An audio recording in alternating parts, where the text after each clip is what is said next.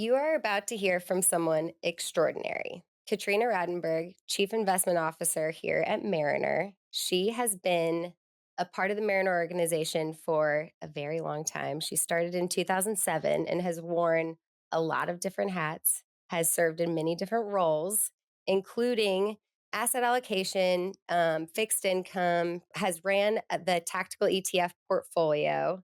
She also became the first female chief investment officer at Mariner, which is an awesome accolade.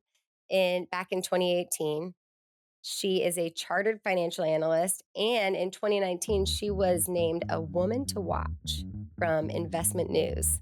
Outside of all of her resume accolades or that you can see on paper, I think what's most important and what I love about her is her wisdom, her encouragement, and her passion for developing others. You are going to get to hear from her in what I call her authentic leadership. And I also call her my spiritual Zen master. So you don't want to go anywhere because she might be yours too. Stay tuned.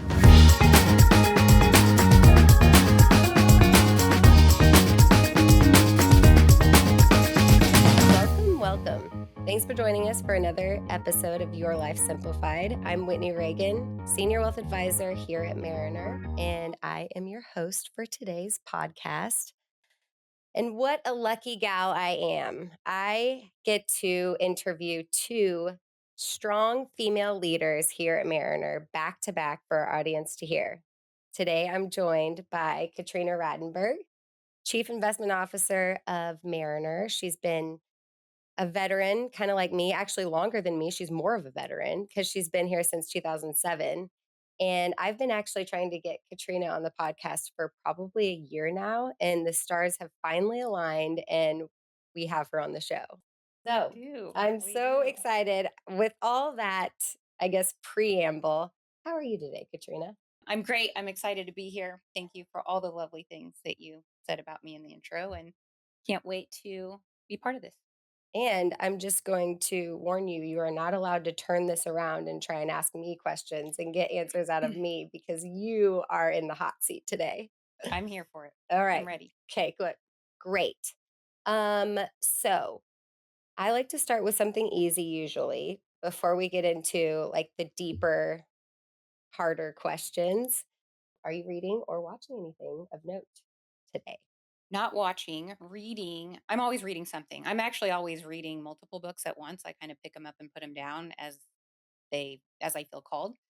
But one book that I'm reading right now is called Primal Intelligence, and it's kind of I'm early into it still, but basically around neuroscience and our intuition and how we all have intuitive ways about us if we will sort of cultivate those. And so Mm. as you think about that with in conjunction with AI and how do we really honor both what we know innately, but with all the information at our fingertips too. So I'm So what very it's kind intrigued of by like it. is it kind of like what you're innately born with and then like somehow finding that inside of yourself later?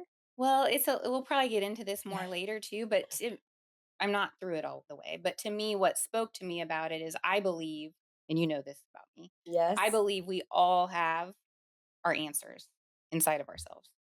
Well, and you've also taught me that in the past where you've made me realize that I do have the answer. I just wanted you to give me the answer.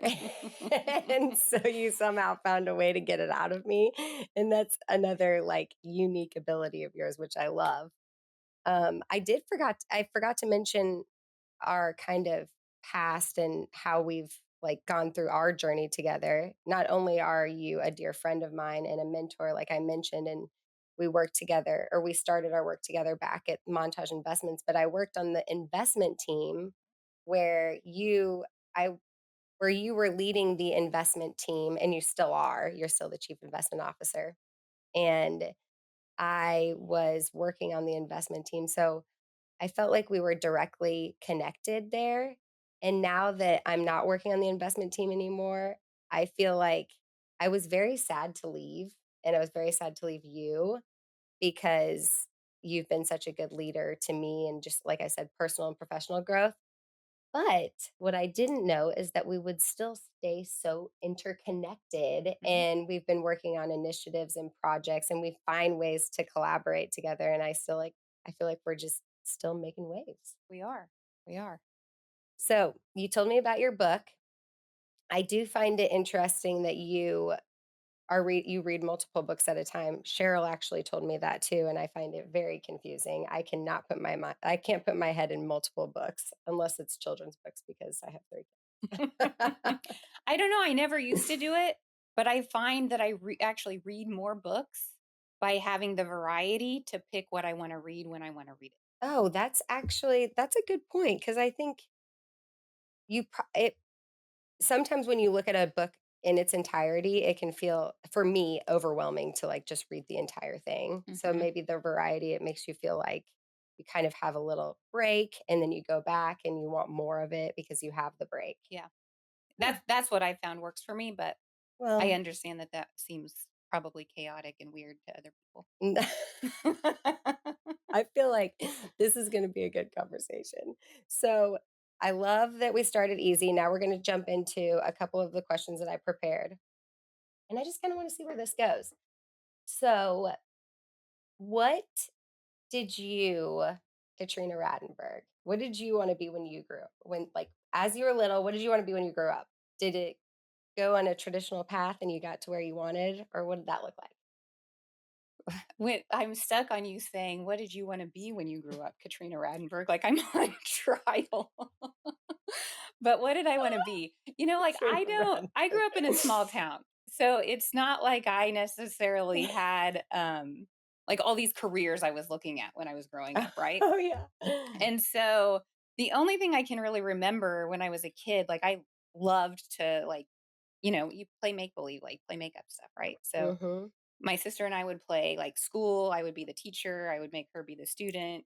We'd play, bank. Like I'd be the banker and she would be the customer. I don't know. So apparently I liked money and I liked to teach. And now here we are 40 some years later and I do both. You So, do both. You teach and you and I teach work. about Yeah. money, and you work at a wealth management Yeah. firm. I also like to play house. Oh, I did too. Did your Yeah. sister ever get to be the banker, or were you just the I actually meant to ask her about that. I don't know, and I would guess based on my Yeah, personality, I was no. gonna say, were you just the bossy older sister? She tried to boss me around a lot, though. Yeah. So, as you, like, went through college and got your first job, what was your path like getting to where you are today? And how did you, I mean, was there like a defining moment in your journey or career path that got you to chief investment officer? Yeah. I don't know, I think my path was an interesting one. Like, so what did I wanna be when I grew up? But I was always intrigued by like, I always loved math and science. So I Mhm. loved solving problems. I was very analytical. I mean, I still am today in many ways. Um And so when I started down the business path in college, the finance, investing, I was just drawn to the topic. And so in many ways I feel like I got kind of lucky that I just pursued what interests me Yeah. and things just kind of came, choices came along the way around careers, around what did I want to do, even my time here at Mariner. I never had the path that said I never even thought about being the CIO, to be honest. So I didn't have this plan or this master plan that said, I want to be CIO of some wealth management organization along the way. I mean, I didn't even know what an RA was back in Yeah, or wealth 2007. management or financial Yeah. planning. I mean, Um, we've come a long way. but the job that I was at before here, I was in this place of I had been more on the asset management side of the business and I was contemplating whether or not I wanted to work with end clients. Like would that be more a more meaningful and a more fulfilling career? And so I just started I was talking to other mentors and stuff too about what I wanted to do next. Um and Mariner intrigued me because I could take my investment skill set and my knowledge.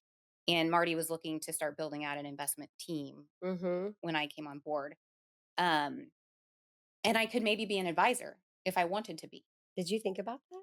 I mean, it was in the back of my mind as it would give me optionality if I actually wanted to work with clients. Now, 18 years later, I still have yet to be an advisor, but I find a lot of fulfillment out of the fact that through my work and the work of our awesome team, we're able to help advisors help clients. Mhm. And so while I don't necessarily sit face to face with clients like you do, I feel that I'm still impacting actually way more clients than I would be able to if I were just serving So, them. yep.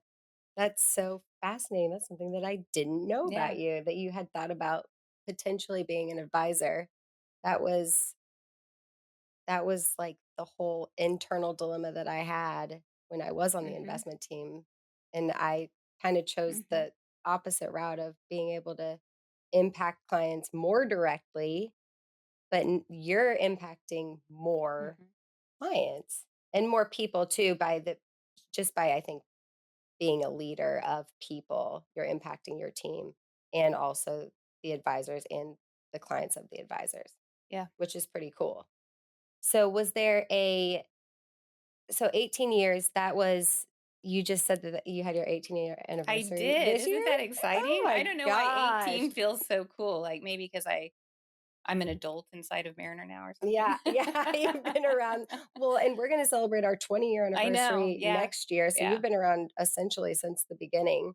I mean, I guess I was gonna ask you this later, but since you were a female in a male-dominated industry, and I've always kind of felt like Mariner has been ahead of the curve with just how we advance women, how we've had a lot of women in leadership roles. Do you feel like we're doing what we should be doing, in that realm of like advancing women or empowering women? Or did you ever feel like you had to struggle because you were a female in a male dominated industry?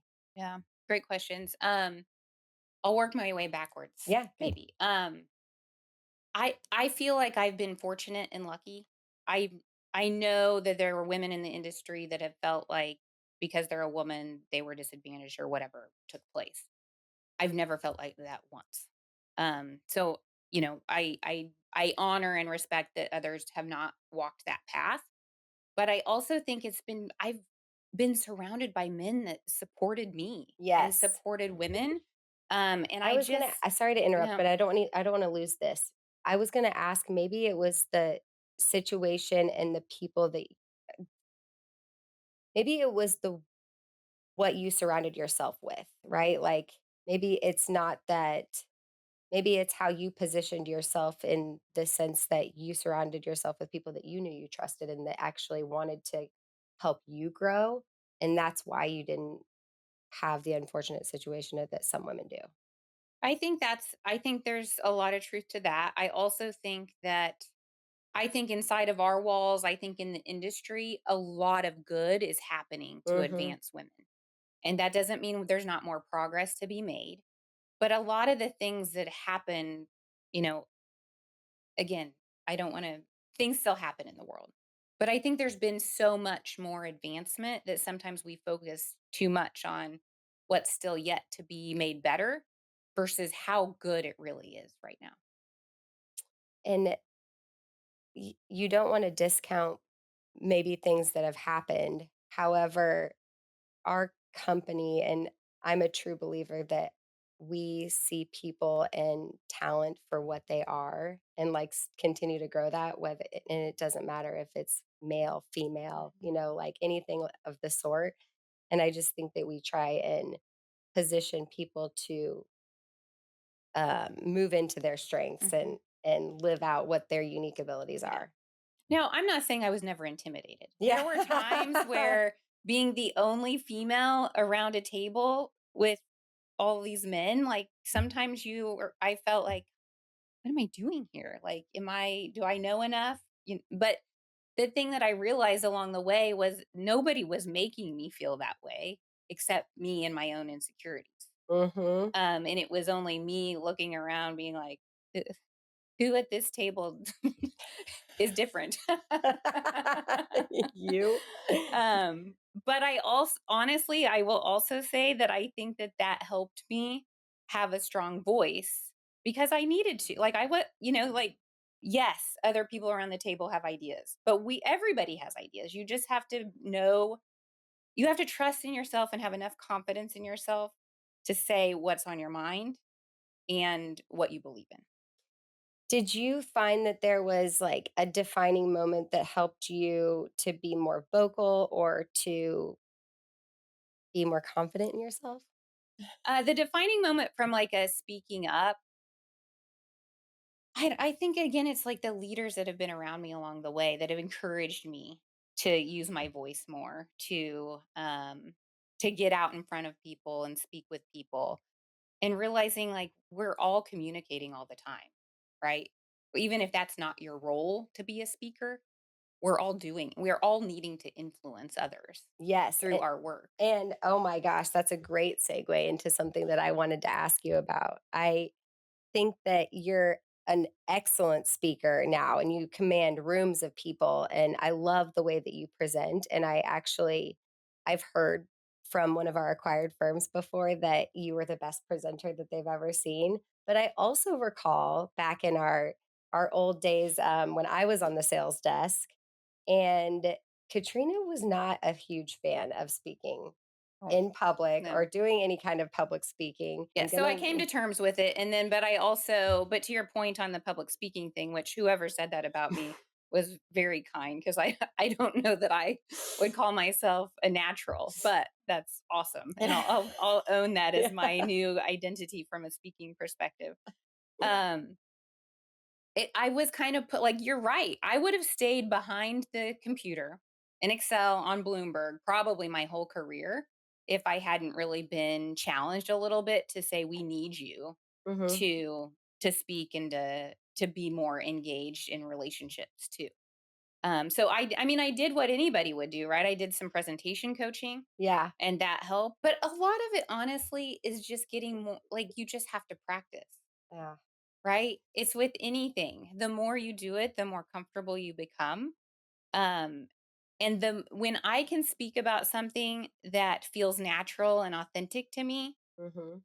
then it's not that, I mean, I still get nervous, but it's not as scary to go and speak on a stage with 1,000 people looking at you. I just told Marty the other day that the podcast is a dream come true for me because I've always wanted to be a podcast host, which is amazing, but I still get nervous before. I mean, you saw me before we were talking. I have to, like, get myself in the right mindset to know that I'm ready, but then it just goes. Yeah. It's Yeah. fun. It's kind of like anything in life. Like the fear of the thing is usually worse than actually doing the Yes, thing. yes, Yeah. absolutely. Can I take us back to one thing Yes, please. on when we skipped over on Mariner and women and are we Mhm. doing enough? And I Yeah. want to go back because I want to brag on you for a minute, even though you said I can't talk about, I can't ask you questions. Yeah. But so while I always think that there's room to improve and do more, like you and Rachel Vivian, the work that you guys have done to create Empower Her, our internal group to really bring women together and to have a forum for women to help each other grow and navigate the changes internally, the changes in the industry, those types of things. The amount of resources we put around our associates generally, but like as you think about female advancement, I think that's a great example and a testament to you of taking your leadership and being able to figure out like how can you as an associate help lead Mhm. this change. And I think that's one of the things that is most awesome about this company generally is it's not about any one person.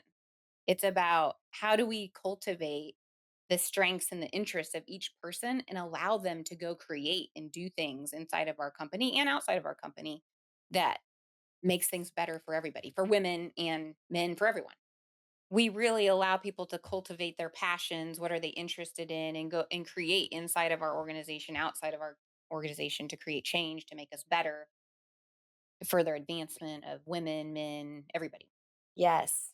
the And industry. that is something that I actually said in our last episode is what I love about Mariner is we feel like a small, Mm, like, we feel like a small company, but we're backed by the, like, resources of a large organization, but we feel nimble and small, and mhm. we can kind of try new things and allow people to try new things and let them kind of lean into what their strengths are. And that's what I love about what you've done with the chief investment officer role. You have really shaped it into, or shaped it away from the traditional sense, and you'll, I think you've called it like a talking head. You've never really leaned into that, and you've shaped it into what's best for your leadership style and what's best for your strengths and what's best for, I think you've also said this before, that it, what was needed and what was best for Mariner. Mhm. And so I just wanted, I want to unpack that a little. What's your, how did you feel about when you became the chief investment officer? Did you know that you were gonna shape the role and the role wasn't gonna shape you? Not exactly. I mean, I had an inkling of it because, as you alluded to, most of the time when you think about a chief investment officer, you think about the person that's on CNBC talking about stocks, talking about the market. They're likely waking up in the morning and they're giving you thoughts for the day on what's ahead or what's ahead for the week. And that was just never, while I love investing and I love the stock market and I love, you know, all things are related to finance, it was never me to, like, or I didn't envision myself, I guess I would say, is talking about stocks, picking stocks, getting on CNBC. Right. But the beauty of it is we have, like, the team that we have and the talent we have across the team, we have other people that love to do that and they're good at doing that. And so when I became the CIO, we knew that I didn't need to play that role. What we needed as an organization was somebody that could lead and be nimble and agile around how we were continuing to grow and pivot as an organization. So we really needed more like the strategy and the leadership Mhm. of the functions and the people than we needed me to go out and be on CNBC and the typical things that you would think about when you think about being a CIO. I also think often, especially in smaller organizations, the CIO is typically calling all the shots, right? Mhm. Directing asset allocation, making the calls on any tactical plays, all those sorts of things. Yeah. But when I was had the privilege and the honor to step into the role, I didn't need to play that role either because we have close to 100-person team That's that insane. I it's think it was like 8 people when I joined. probably um and it we have the talent, we have the people to allow them to make the decisions and make the calls to suggest what we should be doing in all the various aspects of the functions that we're running for the size of the organization we are today. So it's just been different. And I think for me, that's been a good thing because I wouldn't have wanted the role had it Yes. been um, had it been the traditional way of thinking about being a CIO. I also think that's something that just the nature of how that happens, that wasn't just for me being the CIO. That's how we lead as an organization. It's less about like we have this defined role and Mhm. who can fit it. It's more who's around the table with what skill sets, what talents, what unique abilities, and how do we place them in a position that helps support their growth and the growth of the overall organization. I think that, and I think Marty has not been afraid to do things differently Mhm. in any place of our business. And that has been part of what's made us so successful, I think. Yes. And oh my gosh, you said so many good things there. And it brought me back to when I was on the investment team. We, well, first of all, the company, I think we're driven by purpose. Like we're a Hmm. purpose-driven Yeah. company, and we have all of these, all of this intellectual capital and all of these great people. So why wouldn't you lean into their strengths and create roles that actually fit into their talent? And but it's scary. I mean, Mhm. it's scary to do the change. I mean, we're lucky that Marty is, uh, you know, a visionary and makes waves wherever he goes. But I think I also had the opportunity to create a role for myself on the investment team with the education and integration and training. That wasn't a role before. And we were able to, I had the opportunity and privilege of doing that because of your leadership, because of the company that we're at, and I don't know if I mean, I think that kinda changed just the trajectory for me in Mhm. general, Yeah. just being able to do that. Yeah. I also think that it's beneficial to our clients the way we approach that because you think about the investment offering as an example. Most CIOs would want to come in and say, this is how we're going to do it. It's this way only. And this is Mhm, how we think it should be done. And part of the reason I'm the CIO or was Marty asked me to be at the time was because that's not my style and that's not our style. We need to create solutions that tailor towards our clients and what they need and to our advisors and how they're serving the clients. mhm. And so I think that's another you didn't ask me that question, No, but I I've never think thought that's about it that way another reason before. why it wasn't just about my style or like me as a leader.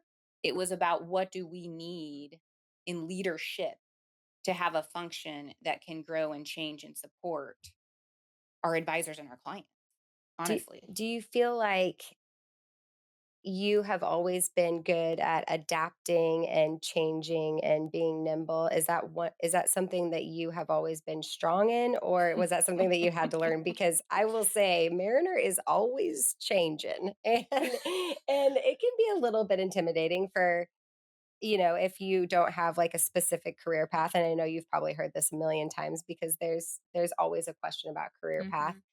but it can be intimidating if you don't know what's next or if my position is going away or like it's changing and molding into a different way to help solve for the Yeah. problem at hand, which I think is has been amazing for me Mhm. personally, the way that Mariner is. But I'm curious if you had to, grow and learn and like be able to learn to be adaptable and fly the plane while it's still being built. No, it has not come naturally to me. I'm only this way because I've been here for 18 years. And there's probably some people around the table that have been with me on my 18-year journey here that might suggest that I still have a lot of room to grow in that Yeah. department. That's But such a nice way to put progress, it. progress. Yes, you're Yeah. you're the self-improvement junkie that Yeah. we all love. You're Yeah. just still learning. Yeah. So that But no, it's not easy. And it's not easy because there are people that it really causes them a lot of anxiety to know how much we change Mhm. and how quickly sometimes we pivot. So I have empathy for that, and it's not like I'm just coasting along. Oh, this is Yeah, this so is great. easy Let's now. just change again tomorrow. But I think that going back to the purpose, if you know that we are putting our clients first, our associates second, and the shareholders last, and you know that every decision that we're making is being guided by that. Mhm. And you know that we are committed to our purpose. Mhm. And if you can trust in all of those things, and if you can trust in yourself to navigate them, then I think that that allows for an easier ride and allows you as a leader to be able to be a bit more flexible and adaptable.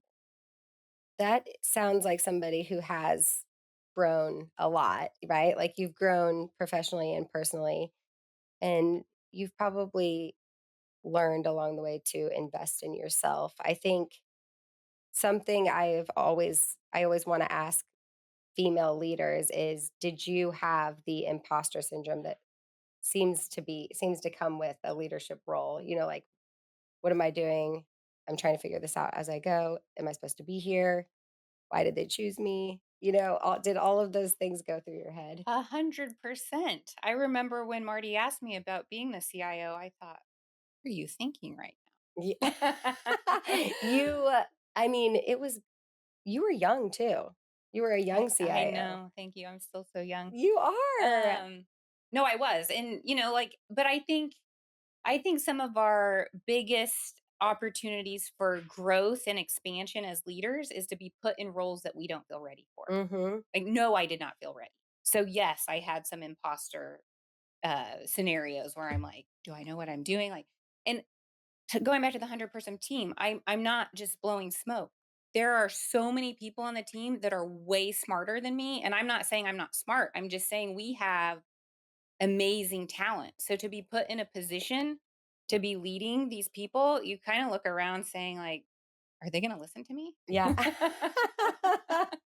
Well, and being pushed outside your comfort zone, I think that is something that is probably a good thing for your growth, but it's also, like, it's scary if you're not ready for it. Well, what in life is anybody ever most monumental things that happen to you in your life? Getting married, having kids, like starting a new job, filling a role that you don't have experience for. Those are also some of the best things that could ever happen to you, right? And being I think you've also taught me this, just being able to be fully vulnerable and open about what is scary or what's scary for you. I think that is also the like being your most authentic self and even doing that with clients. I've found like cuz there's some things that like I became an advisor not too long ago and being able to tell them that I don't know something but I want to find it out. It's like actually kind of liberating. You I know. actually trust people more if they're willing to tell me they don't know something. Yeah. Who knows everything? I know. Oh my gosh, my son Brooks thinks that he does. I mean, sometimes I think I do too. My family's probably like, "You think you know it all the Uh, time." so, I do wanna go on to talk a little bit about it's kind of related to imposter syndrome, and I guess maybe your journey to becoming a leader, but also your journey to becoming your best self. You spoke at our Empower Her. I'm so glad that you brought that up. Empower Her, that and thank you for saying all those kind things about, us building that group. You spoke at Empower Her about burnout. Mhm. And I think that you have had a real evolution of kind of going from a workaholic who never took vacation, but then now you have grown into this person that is championing taking time off, getting completely off the grid, resetting, refreshing yourself and taking care of you. What did that journey look like for you? How did you get to that point? Because you also have, I mean, you journal every day. I know you have a very intense journaling practice, which I've tried to like I've tried to be like that and I can't get there quite yet, but I'm still, work in progress. But you journal a lot and you have led meditations and you became a yoga instructor and I feel like a lot of those are in this kind of like investing in yourself, self-care, being good to yourself and being nice to yourself. How did you get there? Because I feel like you had this amazing, like, growth to just become better at not working so much or not being. Because I was myself facing burnout. I didn't know it. How did you okay, so you didn't know it, but you figured it out. Mhm. Yeah. I felt like I was either and like when I think about burnout, I think about like this flame that's basically like setting themselves on fire because So it's you envision, generally like not like happening to you. You are generally doing it to yourself. yes. Um and so I hit this point where I just knew if I kept going, I was going to burn out, meaning like I might quit or I might get so frustrating and annoying that somebody would not want me to be here. And so I wanted to be here. I love this place. And so I decided something has to change. And it's all me and the pressure that I'm putting on myself. How did you know that, though? How did you know it was you? Well, I wasn't going to say this, but I will anyway. So it was after my second divorce. Mhm. And, then when you're living alone, like when you're living with someone, you can try to blame them for all the stress and what's not working in your Oh, life. When absolutely. you're living by yourself, and you're still wound up tight and can't figure out why something's not working, you kind of have to only look at yourself. Wow.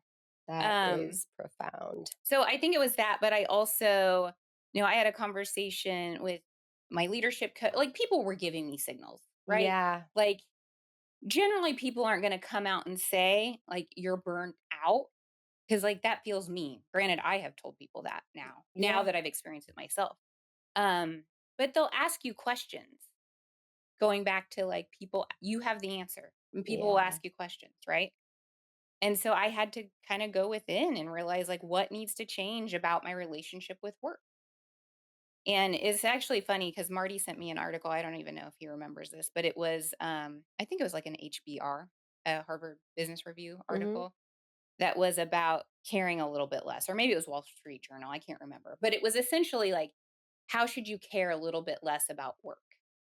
And I actually got mad because I thought, why would he send this to me? Why would he try to tell me to care less about work? Like I love work. Yeah, yeah, I love work. It's who I am.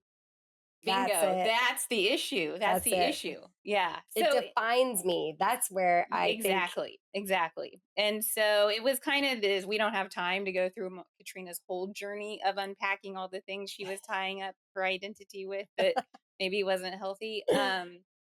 But uh that article helped me because it made me realize like I care so much that I'm putting so much stress and tension on myself and the work that it's not allowing everything to work in a way that's optimal for me and everybody else around me.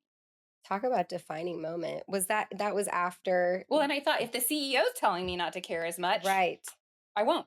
There there's also I don't remember who told me this, it might have been Brad Rollins, but it was like, "We're not brain surgeons. If you don't get to something, it's not like somebody's gonna die." Exactly. Nobody's bleeding or dying on our On watches. our yeah, Yeah. so and that I don't know, that sank into Yeah. me, like because I was working late Yeah. and I don't know if you remember this, but in 2020, I went through I mean, I'll call it a mental breakdown, but I think it was more of a burnout because we had the shutdown, and then I had just had a second kid, and we couldn't have any Oh, I childcare, remember. and so my husband and I, we were trying to both work full time and watch 2 babies, and then I had a family member pass away, and so it was just, like, so much just kinda, like, fell onto me, and I was fortunate enough to have you as not only a leader, but a mentor and a friend, and you just kind of I mean, I don't think that you came out and said you're burnt out, but you came out and said, "You need to start putting boundaries in Hmm. place, like Yeah. putting boundaries in place and taking breaks and give yourself the time off." And I can't even tell you that, like, that was also a defining moment for me because I realized that actually stepping away from work allowed me to be better at work. Yes. Well, the other thing, so there was the pivotal moment of sort of the aha and people trying to get me to see like things weren't working right. But there was also, I had been at a women's leadership event that talked about burnout. And I think this is the same conversation you alluded to that I spoke with the Empower Her Yes. group about. And or they talked about that yes, there's the external factors of what's going on in the company and fast paced organizations. Is it more common? Sure, with Mhm. lots of change, ambiguity, those sorts of things. But the other thing that they talk about that I don't think we talk about enough just generally about work is the internal factors, the perfectionism, Mm. the things, the pressures that we put on ourselves. And it's those two things together that really lead to burnout. And so I do think burnout's preventable if you have the right tools in place to kind of and enough awareness to realize enough awareness and enough humility to listen to the people around you Mhm. that are trying to help you see that maybe you could work a little bit differently. Internal factors like perfectionist that just like ding ding ding ding Yeah. that just hit me right at Yeah. home. Well, then what changed about your outlook on vacationing or taking time off and Oh man, it was so hard. It was I mean, so I hard. think you said something like 15 years without a vacation. I don't know. It was It's something an insane. embarrassing it's an embarrassing I'm number. sorry, I didn't mean to show It's your not whole that I self. would go on vacation. I just felt that I still had to check email and I still like Yes. it's easier if I get up in the morning and do a little work before I go to the beach or whatever, which is fine and lots of people would prefer to work that way. Um but I just started getting curious and tried different things. Like what would happen if I took a whole week off and didn't check my email? And I just found the more things that I played around with and the more space I gave myself, the more I felt like I was coming back as a more powerful leader with Mhm. more ideas, with a different way of looking at things. And so I just essentially, I mean, I still do that, but I've also just instead of it needing to be a full vacation, how do I create those micro moments of space? So you feel Daily, weekly. and so you feel like that gives you more creative juices, it makes you be more innovative, it just makes you be a better leader. So you encourage your team to do Yes. that too. Yes. People might be getting annoyed with me at this point by how much I You're like, "Take time suggest off." it. Right. Everybody's on their own journey and in their own place with what works for them. And maybe, other people are probably a little bit better than I was from gripping so tight and thinking like I was so important that God forbid I take any time off work. It's so important, that's a good one too. I mean, everybody adds value, but I mean, this might be a mean way to say it, but I'm also replaceable. Like, it's Mhm. not like But we we're are. the It's end. that's I not mean, mean, it's that's just just something that you have to reality. come. Yes, exactly. Yeah. I also think it's been the other thing I would say just as a leader that taking that space has been good for. If you can't take 1 to 2 weeks off at my leadership level and have people be able to run things without you, there's a Then you're problem. not doing it Like, right. I'm not doing a good job Mhm. of delegating, of communicating, of empowering the team to really do what they already know is how to like, they already know what they're doing. Yes, I've And so always it's been heard, like, I like to do it just to see what comes up while I'm gone are to there show real me where fires? where I have more room to grow as a leader. Mm, Like, where do I need that's to a be? good that's like a little test case. Yeah. I like that. Yeah. Well, um, so I wanna jump into, like, developing others and coaching. I feel like you're just kind of a natural coaching leader, and I you've one of your I amazing qualities is bringing out people's true potential. Again, I told you I'd give you some compliments. And I think that you've done that for me personally is helped me identify where I really shine. How did I just I how did you get to be such a good coach and leader, and how did you find your passion for developing others and leading and coaching? Because I think that your leadership style is truly like a coaching and authentic leader. But and maybe you would define it differently, but if you could, explain your leadership style and maybe how you got there to be such a good coach and helping people find that. Well, the one thing I realized talking to you today, if I ever when I get into an imposter syndrome situation going forward, I'm just gonna come back and listen to Yeah. this podcast and listen to all the great things that you're saying Yes, about me. that's the Um, goal. yeah, I don't know. I feel like this is something that it came naturally somehow. I think having had the opportunity to work with a coach myself probably helped, like, just learning through osmosis, right? Of Mhm. how what it feels like to be coached and what it feels like to find your own answers. Like, think Yeah. about the times where when you have a situation where somebody gave you advice or told you what to do. Like, that's great. But when you had somebody sitting alongside you that was able to just excavate with you the golden nuggets and the things you already know, that is what creates change in people. Mhm. And so I think maybe experiencing that myself is part of what inspires me to be that way as a leader. I also think it goes back to as a leader, I think it's our job to become unnecessary. Yes. And the only way you do that is by developing others. It's not telling them what to do because that's doing it your way. It's inspiring them To find their own to way. find their own way, to find their own voice, to find their own power, to find their own passion, Mhm. right? Like you deciding you wanted to be an advisor. Like, how do we keep unlocking? And we're always growing and changing.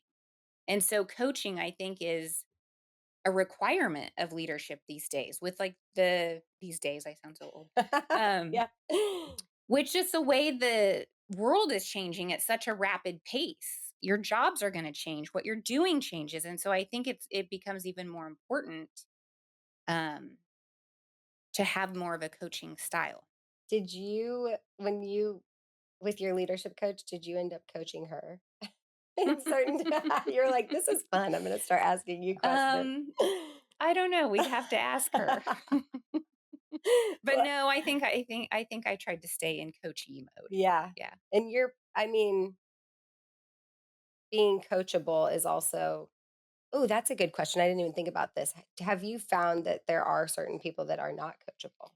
This is hard for me because I believe at everyone's center, everybody wants to be better and wants to do better and wants to grow.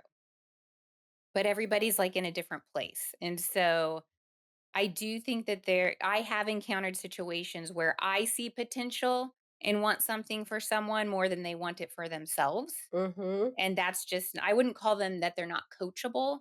It's just like it's not the right time. Yeah. Maybe. They're not there in Yeah. their journey. Yeah. So you really do see the best in just about everyone. You Yeah. yeah.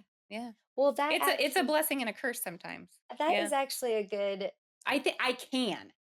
you I'm can not saying I always see the best in people in every single moment. That's like being a saint, and I'm not a saint. no, but you're also a grounding leader. I think I would call you that too because something that we had back in the day when I was on the investment team, I would describe my strengths a lot of times as kind of an idea person and I was kind of like, my head's in the clouds. I have all these ideas and you were more execution and like grounded me and helped me realize what could be measurable and executed. Mhm. And not that you weren't an idea person because you're creative, but it was like it was a yin to my yang to where you actually grounded me in a way that helped me know, okay, well, don't go after all of these things. Just go after the ones that actually can be Mhm. achievable. As you're saying that too, I think part of you asking me like what caused me to be more of a coaching leader or have Yeah. that natural. Yeah. I think some of it's the analytical part of me. Like Oh, it probably I is. can see sort of like patterns and undertones even in people. And so I think that allows me to have conversations to kind of cultivate what's happening underneath the Oh, surface with them. yeah. Yeah. And you like investigating. Yeah. You're also restorative, which is Yes. like Yeah. fixing or not fixing, but like solving problems or Mhm. finding Mhm. solutions. So we talked about you caring a lot about others and developing and coaching others, but you also are hugely like a huge philanthropic leader. And you have, I think you've really transformed the Mariner Foundation. I was going to say you run it, but it's associate led. Mhm. So you have kind of shaped it to what it is today and we've grown and we've impacted a lot of organizations over our time. But you've also served on many boards and have just I don't know, I just feel like you have a big heart. Did was there a catalyst for that or have you always just been huge into community impact? It's a good question too. I don't think it's not necessarily generosity and kindness has always been a thing for me. And I think like maybe some of it again is growing up in a small town. Like you know everybody, everybody kind of takes care of everybody. It is kind of a village and like Yeah, you're always taking care of each other. we didn't have a lot of money growing up, but I always saw like my dad, my grandpa, my aunts and uncles, everybody helping other people in some way. So I think like it's just been a part of who I am. Um but being part of Mariner and being engaged with Marty like has absolutely inspired that to be bigger than I ever thought from a community perspective and been more engaged than I ever anticipated that I would have been. Um and so I think both. I think my upbringing and the people around me, but then at Mariner and having an opportunity to be engaged with the Mariner Foundation has taken that to kind of a whole other level. So that actually made me think of something else. So you okay, and I'm going to tie this together. So you said that you think, like you as a coaching leader and you think the way that the world is evolving and with AI and with technology, you think that that's going to change probably our jobs. And not change our jobs, but change our role and we've talked about this before as the advisor is probably going to have to be in some kind of coaching capacity. So I think that also with philanthropy, we've talked a lot about, at least you and I and maybe some of our initiatives, we've talked about how we can impact the client more fully Mm. and how can we really advise the whole person. So I'm just going to open that up. What do Yeah. you just tell me what your thoughts are? Maybe it's the future of wealth management, maybe Mhm. it's the future of bringing giving into the whole like the whole self of advising. You take it wherever you Yeah. want. There's a lot in that one I question. I know. feel like we could do a whole podcast on just We that. probably could. Maybe Um, maybe part 2. so I think yes, I on the future of advice, and I agree. Like AI, I don't think we should all be scared about jobs. I think it's going to change how we work, and it's going to allow, from an advice perspective, allow us to enhance the human element of Mhm. what we do, the relationship, the advice piece of it, right? Because you're going to have all this knowledge at your fingertips, but you're still going to have discernment and judgment around how you take that knowledge Mhm. and how you then implement it in your financial life, or like what that looks like. So, coaching strategy, yes, I think that the human element of advice will be magnified and Mhm. more needed. As it relates to impact and philanthropy, I mean, you and I have been having these conversations just in some of the stuff you're working around or working on in regards to relationship with money, and how do you think Mhm. about money, not just in terms of how you're investing it, but how are you feeling about it in terms of like how you're making it, what you're spending it on, how are you allocating your resources generally? And one of those pieces that I think sometimes we maybe don't highlight enough, or sometimes people aren't thinking about enough, is a lot of people save and save and save, Mhm. and they wait until death to leave an impact or to leave a legacy with their charitable giving or whatever. Mhm. But if you got more clear on what you're really passionate about now, and could think about your giving as you think about all of your assets and where they're going, how does that allow you to see the impact now while you're still living, and to make bigger impacts in community things that you're passionate about sooner versus waiting till you're dead? Yeah, I think that I Yeah. mean, I love I love what you said there because I talk to my clients a lot about that. It doesn't have to be after you die. It can be you can enjoy I Mhm. mean, whether it's charitable giving or you can enjoy your kids and helping them with their first home and you can see that rather than leaving that to them after you die. Yeah. Well, and I think it's also a little bit around impact generally. I don't think it just has to be charitable giving, Right. right? Right. There's a lot more happening with impact investing and people wanting to put their dollars around. And I'm not going to get in, I think we've politicized a lot of the things around ESG and And all that sorry. had good Mhm. intentions, but now things are getting a little weird with them. Yep. But people still want to invest their dollars around things they care about, whether Exactly, it's and it's like their their values yes. and their Yeah. and that's something else that we talk a lot about is and we're aligned on is just really talking to families and clients and people about what their values are, what they truly believe Hmm. in, and lean into those with the way that we manage your money or create your financial plan Yeah. and how like how you're achieving your goals, but your goals are really gonna be driven by your Yeah. values. So That a lot of things, because I think it's the things that we're engaged in from a community perspective for within Mariner, within our own walls through the foundation. How could we invite clients more into that if they're interested? Help them understand causes we know about if they're interested in them. So I think there's a lot more we can do as we move into the future there. Yeah. Yeah. So what's your favorite thing about being a leader? It's taking care of people. It's seeing those moments when they have the aha, or they have the inspiration to realize like they can do the thing they didn't think they could do. Yeah. Well, I mean, just I think I told you this, but I had to go through an entire self-reflection and journaling and pros cons and getting advice on leaving the investment team and becoming an advisor. And I think at first you probably like maybe felt sad that I didn't come to you before I made the decision, but I think that what you should feel is that you put me in a position to where I could do it without you Mm. because you built me into that person to where I you empowered me to be able to make that decision on my Mhm. own and then I was able to share with you that I Mhm. did this on my own. Mhm. So That I wanted to share that because it was like this aha moment for me that I can do it without you, but that's only because I had you in my corner. I love that story because that's leadership, right? Like, how do you I don't want people to feel like they need to come to me for answers. Right. Like, that's not Right. growing a leader. Right. Yeah. Yeah. Okay, so lightning round. I'm gonna start with, are you ready? Ready. Okay. What is the best piece of advice you've ever been given? Oh, these are lightning rounds, so it's supposed to be fast. Best piece of advice You can think about it for a second. is Oh, that's great. that you create your own life. It's yours. What is the worst piece of advice that you've ever been given? I've gotten a I'm not gonna point any fingers at any one piece of advice, but I've gotten a lot of terrible relationship advice.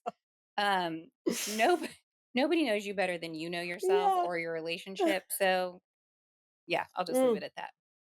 So basically, let's boil that down to anything with relationships, just take your own advice. Yeah. Yeah. That You know yeah. what you like. Yeah. Yeah. Yeah. Lean into that. Okay. What is currently on your nightstand right now? Books, reading glasses, and a bowl of like self-care items. Oh, what's your self care of choice? This is an add on. I have this amazing foot cream that I just love putting, especially in the winter. I love putting it on and putting like warm socks on before bed. Okay. I'm going to need to get that foot cream. If you could only, this is one of my favorite questions, and I ask it every time. If you could only eat one thing for the rest of your life, what would it be? Salmon. That was so easy for you. I love salmon, and I know people out there might be like the mercury every day, but I don't care. I think my every time I ask it, my mind changes. Like mine changes every day. Sometimes it's sushi, sometimes it's pizza, sometimes it's just straight up Taco Bell. Ask me next week, but today it's salmon. Salmon. Mhm. You can eat salmon all day, every day. Yes, I love it. Wow. Okay. I love that about you. And what is something, this might be kind of out of left field, but is there something about you that people would be surprised about? Think about your So you won't layers. be surprised my layers. There's You so have so many. many. Um, I most people I find are surprised to learn that I love to bake and that I'm actually really good at it. I think because they perceive me as this like businesswoman that's, like That doesn't have time to bake or yeah, cook. that they don't see this like lovely nurturing side of me that makes all these sweet treats or can. Her brownies, her homemade brownies are the Yeah. best. They're like my whole family's favorite. And finally, my actual favorite question, what would you say is your superpower? I think it's that not only do I ask the questions, but I just something about me creates this space that allows people to just open up and speak whatever is ready to rise to the surface. You're like a warm blanket. I don't know that I've ever been described that way, but I will take it. Thank you. Well, I went back and looked at this is I went back and looked at something, and it was, you had asked me, you said you were going to be part of a workshop, and you asked me to say three things that describe you, or three characteristics or strengths Oh, about you. mhm. And I went back and looked at it, and something that I did say was, she is my spiritual zen master, back to what I said in the beginning. But you somehow make me feel like I want to be vulnerable, but at the same time, it doesn't feel vulnerable. Mm, And I just want to share my whole self. So I think that's definitely a unique ability. And you're absolutely right. It's a superpower of yours. yep. That, and it's just, helping people become like their true best selves. Yeah. I like that's one of my greatest joys is to see people unlock their own potential. So that's probably why it's a superpower. Where do you see yourself in 5 years? That's such a hard question. I've never been a person that's been able to answer that. In part because I don't like let life surprise you. I Yeah. know that might sound like a weird answer, but And scary for some people. yeah, But after all of the growth in your personal and professional journey, maybe people should listen to it. Listen may- to the advice. maybe. It used to bother me when I didn't have an answer for that. Like I Mm, should have an answer. and now look at you, you're not even phased. I know. You look so relaxed. I am. Do you guys now the audience can see why she's the spiritual Zen master. Okay, Katrina, thank you so much for today. This was so It fun. was so fun. Thank you for I having me. I absolutely adored talking to you and actually just sharing you and being able to spotlight you for the audience. I hope that they saw all of the amazing qualities and attributes that I get to see every day. And thank you to the audience for tuning in and listening. And if you did enjoy what you heard from Katrina and myself, please like, subscribe, or follow wherever you listen to your podcasts. And we hope you have a great rest of your week.